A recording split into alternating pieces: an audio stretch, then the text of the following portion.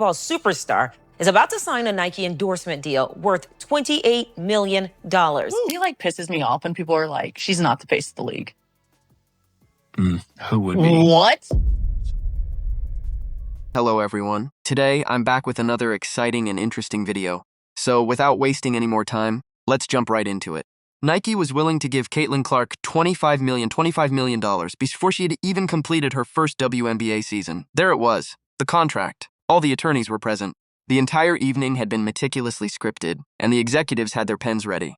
Sign the agreement, smile for the cameras, raise the jersey, make a few polite remarks, go home. That was the plan. However, Caitlin did not follow it. In front of a room full of media, Nike executives, and her own teammates, she did something in a single moment that no one anticipated. She pivoted. She turned to face Sophie Cunningham. The room fell silent at what she said next. Instead of cheers, applause, or flashing cameras, there was stillness. Because what happened in that room that evening was not a standard business announcement. There was no sneaker reveal. It was a declaration. By the end of the night, it had completely transformed the conversation surrounding women's basketball in this country. So settle in, because this is the story of a rookie who used $25 million to accomplish something that has never been done in professional sports. It will take some time to tell this story, but every moment will be worth it. Before we discuss what transpired at the Nike event, we must address something that most casual basketball fans do not fully understand. Since the WNBA's financial situation was practically a national embarrassment for decades, you might find yourself feeling upset for these women when you hear this. I am not exaggerating. I am not being overly dramatic. I am being honest. In this league, veteran players, women who had dedicated 10, 12, or 15 years of their lives to professional basketball, were paid salaries insufficient to cover rent in the cities where they played. For many years, the average WNBA salary hovered in the mid-five figures. A top player's basketball contract maxed out at approximately $250,000.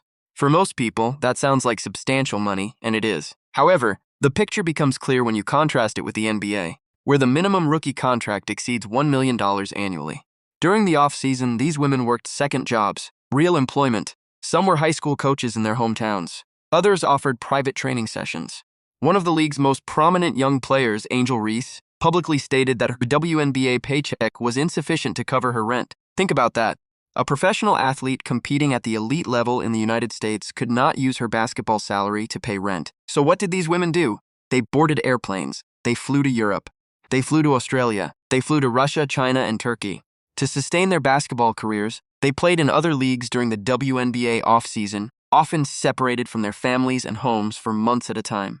Endorsement deals were rare back home in America. Sneaker contracts were practically non-existent. Consider this. The most prominent women's professional basketball players were wearing shoes made for someone else, branded with another person's name, and earning virtually nothing from the companies that later sold those same shoes at substantial profit margins. For many years, only a small number of WNBA players had their own signature sneakers. In 1995, Sheryl Swoopes became the first woman to receive a signature shoe. Elena Del Don came next, followed by Maya Moore and Candace Parker. In 2023, Sabrina Ionescu received hers. That is essentially the entire list. Few women have ever owned a sneaker in a league operating since 1997. That was the reality of American women's professional basketball. And in the spring of 2024, Caitlin Clark entered that world as a rookie. She then broke every single piece of it almost immediately. Early reports put the sum at $28 million over 8 years, though the most commonly cited figure was closer to $25 million. The Nike signature shoe contract not only surpassed the previous WNBA record, it obliterated it. To put this figure in perspective, Sabrina Ionescu's multi-year, reportedly 7-figure endorsement agreement with Nike had been the largest in WNBA history. Caitlin's deal was not only larger, it was substantially larger. We are discussing a figure that caused seasoned NBA players to reconsider their own contracts and question how a rookie in the WNBA could have earned more endorsement revenue in just 5 years. In an instant, Caitlin Clark transformed from a college sensation into the most marketable rookie in women's basketball history. She was no longer merely the Indiana Fever's face. She represented the commercial future of the entire league. In many respects, she represented women's sports in America. And this enormous deal was not born from kindness.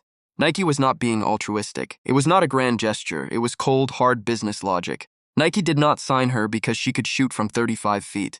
Nike did not sign her because she had broken every scoring record in college basketball history. Nike signed her because every stadium she entered sold out weeks in advance. Nike signed her because when her name appeared on the schedule, television ratings would often triple or even double. Nike signed her because merchandise bearing her number was selling out so quickly that the league could not replenish it in time. Most importantly, Nike signed her because she attracted an entirely new generation of fans, many of them young women and girls who had never watched a WNBA game in their lives. 2.45 million people watched the 2024 WNBA draft, in which Caitlin was selected first overall by the Indiana Fever. The previous record was approximately 600,000.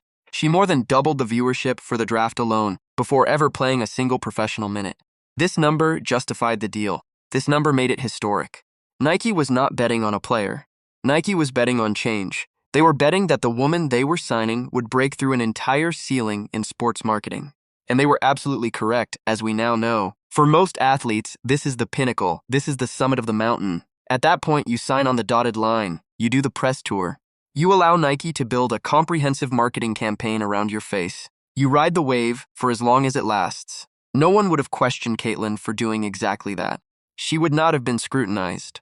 Nobody would have expected anything more from a player who was still technically a rookie, still learning the league, and still enduring the physical abuse she received on the court every night.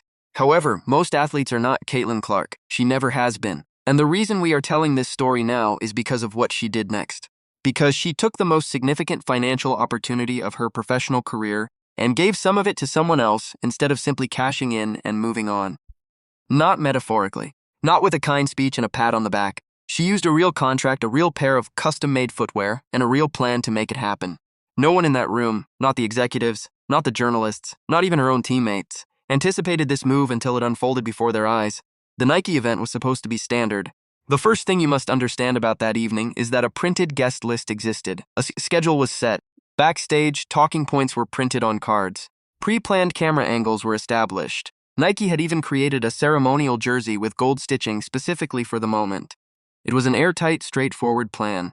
Step 1. Play a highlight reel chronicling Caitlin's journey from Iowa to the WNBA. Step 2. Present her with the jersey on stage. Step 3. Allow her to address the audience with carefully rehearsed remarks. Step 4. Capture thousands of photos. Step 5. Send everyone home satisfied. Every social media platform would receive the content. The internet would buzz for 48 hours. Pre-orders for the shoes would pour in. The machine would keep running. Standard operating procedure for a major Nike launch. They had executed this playbook 100 times before. That was the blueprint.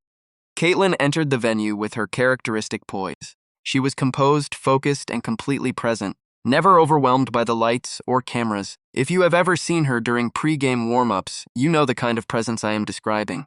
At just 22 years old, she carried herself as though she had been doing this for 2 decades. Sophie Cunningham, her teammate, stood beside her. Sophie assumed she was there to provide moral support.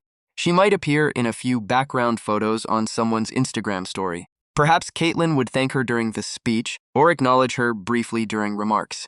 Perhaps she would receive some sparkling water and a complimentary snack. She had no idea what was about to happen. Neither did anyone else in that room. The venue's lights dimmed. As conversation faded to a low hum, complete silence fell over the room. A short film began to play on a large screen behind the stage.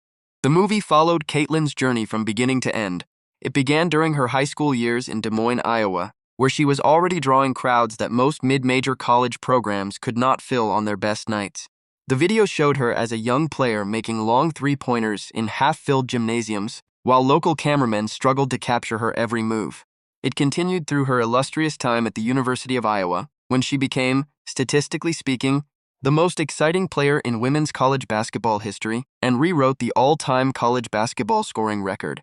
The film then transitioned to her inaugural WNBA season, and the movie did not sugarcoat anything. It showed the bruising, hard fouls, and cheap shots that referees inexplicably chose not to call.